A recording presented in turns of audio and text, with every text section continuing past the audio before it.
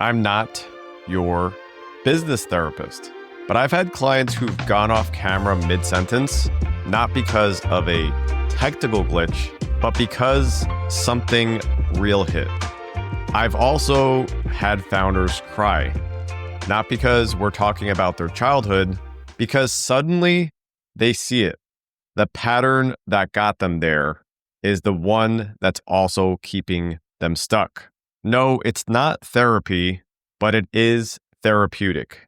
So you might say that a lot of people lay down on my virtual couch. Taking care of yourself is important. Taking care of yourself as an entrepreneur, even more important. No one is coming to give you your next check. No one is plopping your next deal right in front of you. You might also be a parent. You might also be a spouse. So all of the things that a normal person does, you just have that much more stress, responsibility, and pressure. And it's not that I don't appreciate warm fuzzies, but my view of business therapy is that the best mindset work is done differently. And it's true that you may just need that person in your corner, but without equipping you with everything else that I talk about in these conversations, and without equipping my clients with systems and tactics that get them results and changes the way that they approach doing business, they will just keep riding the same merry-go-round. You'll never get off that proverbial hamster wheel. So the moment that those people stop and go off camera or get teary-eyed, there's one of two realizations. The first and more obvious one is whatever I'm saying is something they've clearly struggled with. It's something that is a challenge for them. It's something that they are already aware of and working on in their life.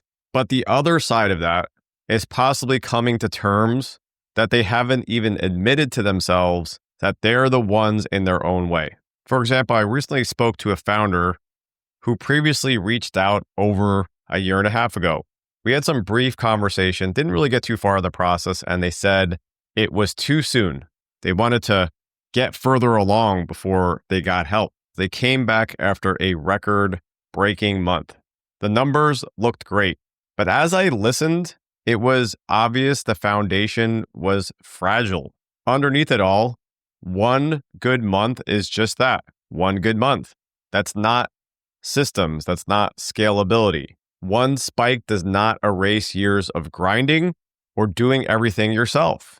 Let me put it to you this way, especially if you're someone who's in a second stage of your career. You can't scale adrenaline. I absolutely have had clients who are in different parts of their life. They don't have kids, they don't have mortgages, they don't have responsibilities. I also have certain clients who are in other stages of life who also still don't have those things. So yes, they have time to invest more deeply if they choose to do so in their business, obviously within reason. But when it's about energy, hustle, and grinding alone, that is the hard way of growing your business. And even those people that I mentioned are getting help. They're making those years or this time of their life more impactful because they realize this thing.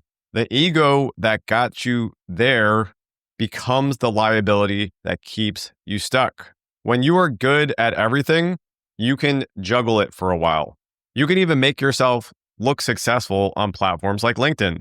But just like this person, you can't get those years back. You can't get that time back. It's the fastest way to stall or burn out. If that sounds familiar, it should. Back in episode 5, the 100K Trap, I talked about how legacy mindsets keep founders trapped and always saying yes to the next thing for years, to the wrong deals, to the wrong clients. And even though we dealt in that conversation with these bad legacy mindsets, I did also mention one of my clients saying Ken gets things done.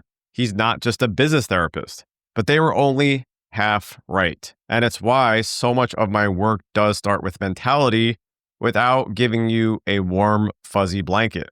Because you can call it growth, but if the foundation hasn't changed, it's still the same legacy thinking underneath that's not truly scalable. This is why I've also mentioned in the past that some of my favorite testimonials are not just about people saying, can help me get to 50K plus months. Obviously, that's great financially.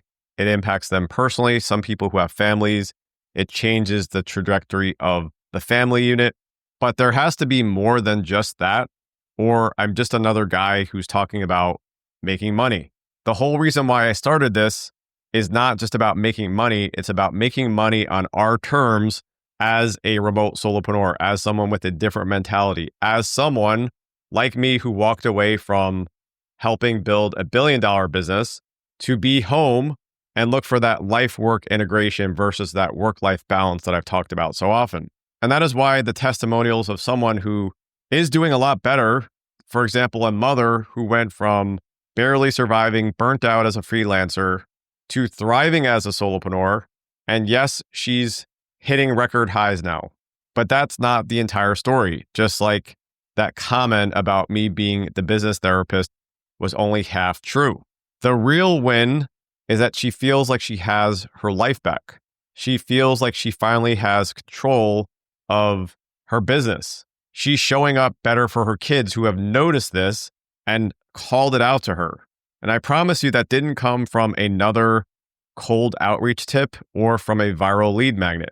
It came from reprogramming the way that she thought about herself, her business, and what she was capable of building. And of course, it doesn't stop just with that reaffirmation. It comes through the systems, the tactics that we do day after day after day. That is why we need both parts of what I do. There are plenty of people who just talk about your mindset, and there are plenty of people who will just help you understand how to get more leads.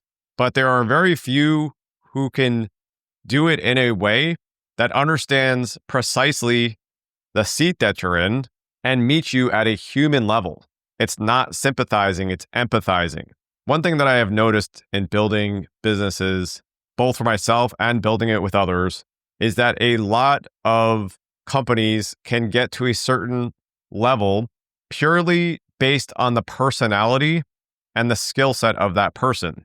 There is a place that personality can ultimately reach, and then without showing you the limiting beliefs, the imposter syndrome that still hides and lurks in the parts of your mind, or that there truly is a different and better way to do something, that is why you get capped at 200K or 300K instead of hitting 500K or $1 million a year. The same thing that made you successful can also break you. So growing without hiring and being a remote solopreneur isn't just about stopping following the 9 to 5. It's also not just about ditching playbooks built for different centuries. It's about rewiring a lifetime of patterns instilled in your brain from birth. Things like identity being tied to performance, fear of discomfort, or the lie that asking for help makes you weak.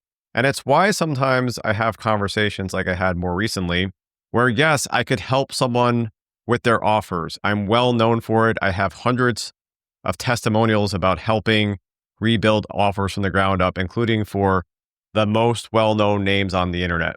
But the bigger question for this person more recently, and for a lot of others, is not about closing more of an offer. It's instead asking if we should even be in that business. Should we even be building around something that you're no longer passionate about? It's why I challenge my clients with questions like, what is the business that you're going to build after this one? Because if the next version of you is stuck inside a legacy mindset, no system, no strategy, no record month is going to stop you from getting out of that cycle. Most quote unquote coaches will only talk to you about this week's tactic. Business therapy and growing without hiring isn't about that. It's about a mentality that makes you unstoppable for years. That's what it's looked like for me to close down businesses that were no longer serving me well, to pursue things that were unknown, to cut losses when they were just dead weight, and to dream new dreams and reinvent myself dozens of times. Because without that, the record month you just celebrated is a blip.